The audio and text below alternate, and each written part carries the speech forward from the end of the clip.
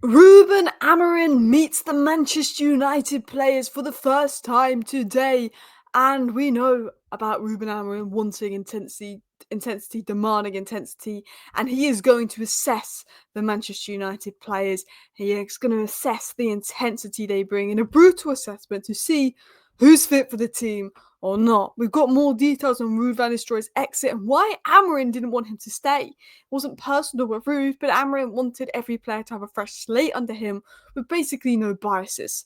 Amorim's transfer plan, who from Sporting is under his eye. 7 coaches have been sacked. Barada speaks out on Amorim. Malacia returns. He's playing for the under-21s as we speak. And Sekou Kone, from what I've seen, is having another impressive game at academy level.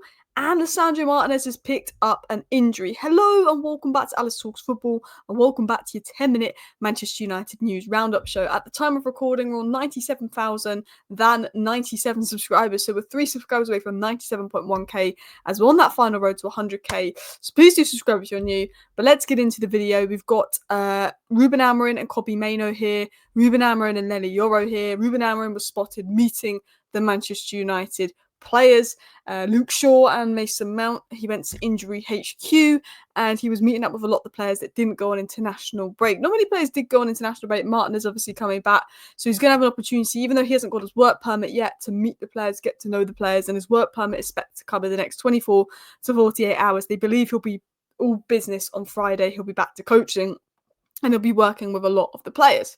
So what is the situation on Ruben Amorim and this player assessment we've been talking about?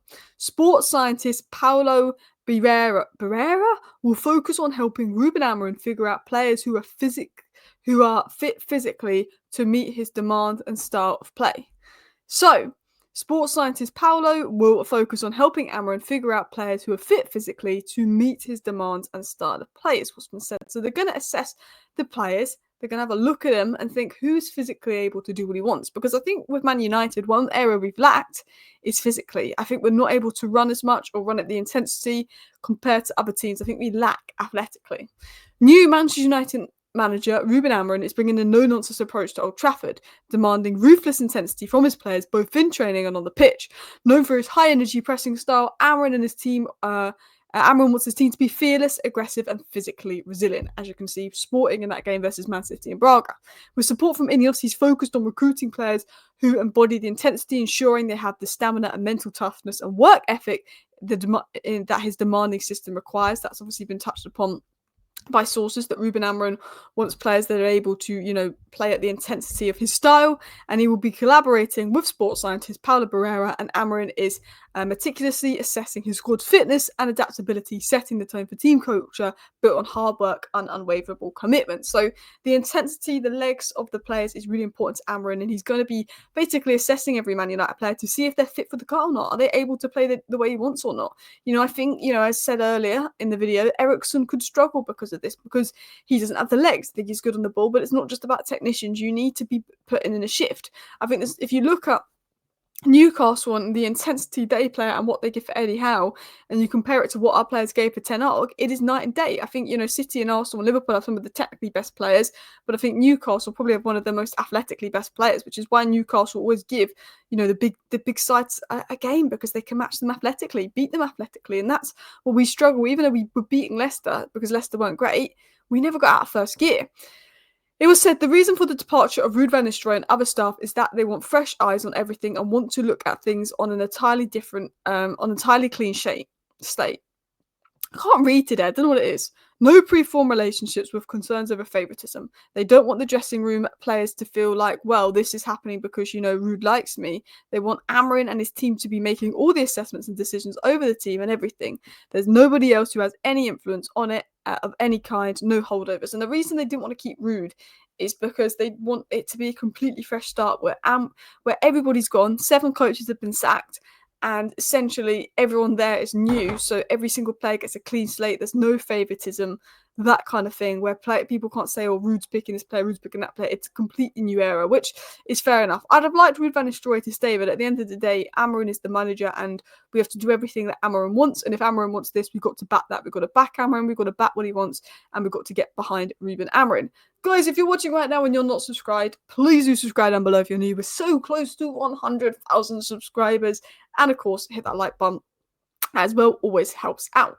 It was also said on Ruud van Nistelrooy that Ruud van Nistelrooy urged Man United players to get behind new manager Ruben Amorim before signing off as interim. And he indicated to the first team that he expected to leave Old Trafford when Amorim arrives. I think Ruud van Nistelrooy was aware he was probably going to leave United. I think if you look at Ruud's recent interviews as well, he sort of suggested he feels that he's probably not safe. I think within a few days of Amorim being announced and him not getting clarity, he was thinking, well, that's me gone then. Which, you know what, is fair enough. Bye-bye, Ruud. Thank you for, bringing a bit of joy back in these last few weeks. Maybe bringing a bit of confidence in the players. And you can tell by the way the players are sort of saying bye to Ruud online. There was a real liking for Van Nistelrooy.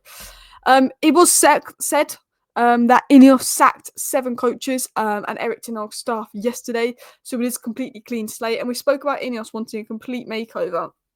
Ineos want to bring in their own people. It wasn't just Arnold and Mercer that left when Ineos came in. There were so many people that's names you wouldn't even know who did so many roles at United. There was like over 200 people that have left United since Ineos have come in, and a lot of them have been replaced.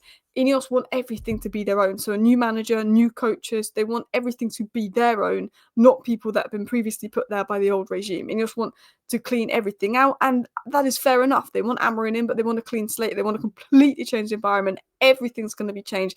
Everything's going to be stripped. This is Ineos' manager, and now their goal, and Dan Ashworth said that this is Dan Ashworth's job. Dan Ashworth's job is to make sure he can create the optimal environment for Amorim to succeed, and that's what they're going to do with recruitment, with creating an environment, with sports psychology, bringing in the support he needs, and that's what United have needed before. The reason I feel more positive about Amorim than ever before, because I feel like we got really excited about ten Hag, it's not worked out, and we keep going through this manager cycle, we get excited about manager doesn't work out, is because Ruben Amorim is going to be the first head coach of United. He's going to be the first guy under this regime, and while I was skeptical about Ineos coming in because I wanted the full sale, I think this is a regime which I think really cares about United and wants to get United back on track, and this is the first time we're going to have a manager at United that I think is going to get proper backing and support. In terms of backing and support, it is believed that it will take 24 to 48 hours for Ruben Amorim to receive his work permit, so Thursday, Friday, he should be having his first day of work. And Brad said he's very excited about the arrival of Ruben Amorim. We really believe that he can integrate into the rest of the structure to succeed on the lawn. So he's talking about Ruben Amorim being part of the structure to succeed. Talking of success, here are some of Ruben Amorim's transfer targets. Manchester United have an interest in Ousmane Dembele dating back before Ruben Amorim was manager, but Amorim is also a massive fan of Diamonde and has huge trust in the young defender. I think we will sign 2 centre-backs, I think we will sign a wing-back, I think we'll sign a midfielder, and I think we'll sign an attacker in the summer. I think they're the 5 positions we're going to go for. The attacker could be someone that could also play at wing-back. It could be Giovanni Coenda. I think we have to look at him. I could see Delot being the right centre-back at times. I think Mazraoui could be the right wing-back. It'll be interesting to see what happens there. But apparently we're looking at Giovanni Coenda, a player that I really, really like, a player that I'm a big fan of. I think we will just naturally be linked to sporting players, but I think him, Diamonde and Gyökeres come summer, because it's been said we won't do any sporting players in January, could be on the list. Another sporting player we're linked to is attacking midfielder Pedro Goncalves. Apparently is one to watch. He can play for any team in the world and with any player, because he's a great player. I can take him anywhere, so Ruben Amorim. So he is a player that Ruben Amorim's a big fan of. I do think we could get maybe 1 sporting player in the summer, but I don't see Amorim looking to take more than 1. I think United won't want to completely raid the league. There is talk of them raiding the league for Alvaro Fernandez, not a Sporting at Benfica, because of the 16 million buyback clause. But let's talk about this exciting news, the return of Tyrone Malacia. He's in the under-21 squad for the game versus Huddersfield. We'll also see Seko Kone feature in that. Players like Fletcher and Wheatley aren't in the under-21 squad this week because they're playing with England, so there's a couple of players missing, but it's great to see Malacia back getting minutes, and he could potentially be on the bench versus Ipswich, and to think he's had 18 months out, I really wish Malacia the best. When he does play for United, guys, go easy on him. He's had 18 months out. And last but not least, Lisandro Martinez will miss the upcoming games for Argentina. He's not fit. Hopefully it's one of those where he's not 100% fit. New managers come in. He's decided he doesn't want to risk it. I will really be upset if there is like an injury to Martinez. I mean, I'm not surprised. I don't think Martinez has looked fully fit this season or fully at his best this season, but I just really, really hope that he is not injured and it's just one of those precautionary things, making himself super fit for Amorim, but he has pulled out of international duty due to injury. Guys, thank you for watching today's video. I will be back live tomorrow morning around 11 a.m. So make sure you subscribe for that. Please do hit the like button and see you then. Bye.